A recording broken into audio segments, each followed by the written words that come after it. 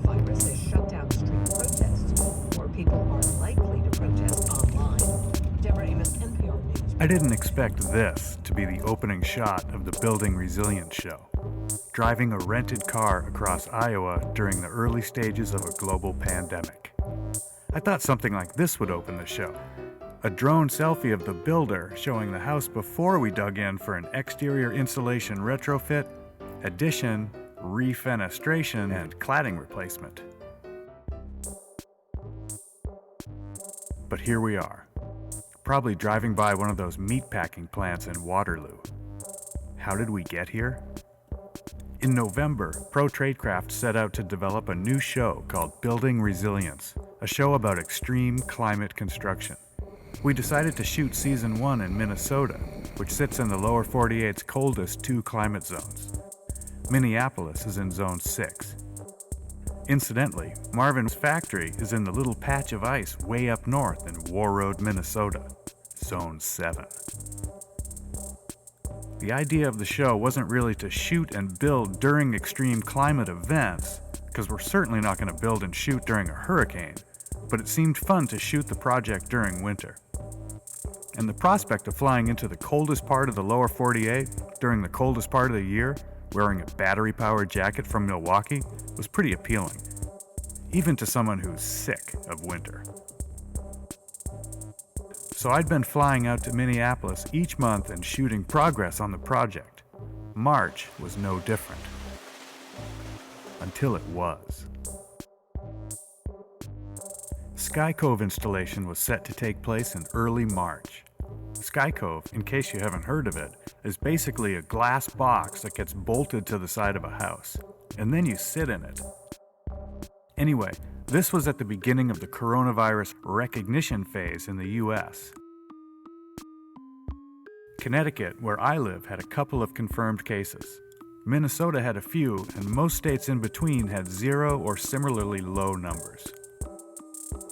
Airports were becoming risky places to be, so I rented a car and drove out. As the installation date drew closer, the infection rates and death counts began creeping up. Right after the NBA season canceled, the crane that was supposed to lift Sky Cove canceled, and Marvin asked their folks to stay home if possible. I, sensing the non-essential nature of my situation, decided to hightail it home. I gotta say, it felt counterintuitive driving toward the big dots on the COVID-19 map. And by now, the dots were a lot bigger than they were on the drive out. Most concerning was the mushrooming dot over New York City and southern Connecticut. During the drive, Michael's wife, Andrea, went into labor with their new baby girl. When I found myself behind this truck, I texted him a picture. It worked! The day after I arrived home, Michael installed the Sky Cove using a Bobcat instead of the crane. He sent photos and drone footage of the process, along with a lot of adrenaline-filled text messages covering the highlights. After that, we started Zoom calling to cover updates and specifics of the home's progress. Let's just sort of talk that through. The reason I was there is because we were installing Sky Cove. We had planned to have some technical experts from Marvin come down. It was the first of its kind, and the first of its kind installation, and everything was the Guinness Book of Records. So how did that all pan out? Like after you saw my taillights driving away, what happened? Yeah, the most complicated, definitely one of the most. I'm just going to say the most complicated window install that I've ever taken on, and one that we didn't have someone that we could turn to for how did you do this.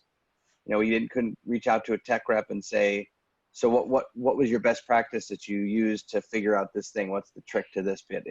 It was literally real time figuring it out. So everyone already knows this is an 870-pound glass box window that is really a steel frame that has to be bolted to the side of the house. You know, kudos to Marvin. It's a really it's a really cool window, and the amount of engineering and thought that went into it before it reached us was evident.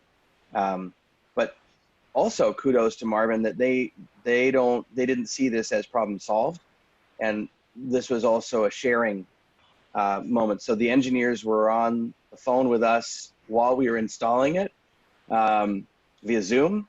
I think we were flying a drone in a Zoom call and trying to manhandle some big drills to get bolts into place. It was 5 hours that went by in about 30 minutes. It was a pretty intense moment. Now, we would have loved to have you here. Would have loved to. Well, that's why I was there. It was the most important aspect of the whole show, I think. Not to diminish the other sponsors, but I mean, this was something bigger than we'd ever seen, and it's really cool. And I just wanted to sit in it after it was attached to the house, and after I'd seen you sit in it. That first step when we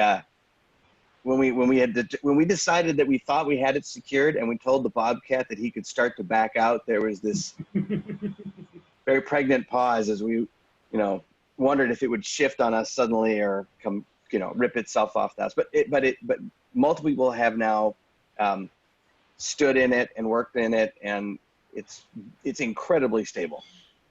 Wow. Yeah, it was really, really fascinating and fun. Definitely a challenge to remember, without a doubt.